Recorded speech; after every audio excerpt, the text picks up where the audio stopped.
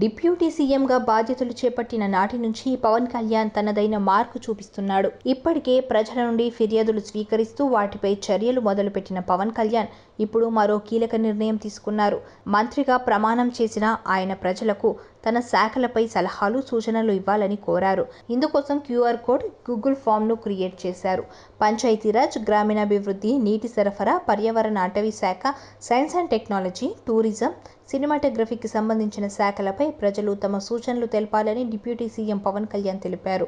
ప్రజాక్షేత్రంలో సమస్యలను నేరుగా చూస్తున్న ప్రజల నుంచే ఆ సమస్యల పరిష్కారానికి కావలసిన సలహాలను, సూచనలను గ్రహించాలని భావించిన పవన్ కళ్యాణ్ ఈ కీలక నిర్ణయం తీసుకున్నారు.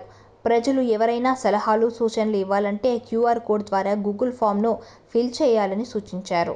ఈ మేరకు పవన్ కళ్యాణ్ మొదలుపెట్టిన కొత్త సాంకేతిక ప్రక్రియ ఏపీలో పవన్ నిర్వహించే శాఖలలో పురోగతికి దోహదం చేస్తుందని భావిస్తున్నారు. ఇక ఈ ఫామ్కు సంబంధించిన లింకును జనసేన పార్టీ తన అధికారిక ట్విట్టర్ ఖాతాలో షేర్ చేసింది.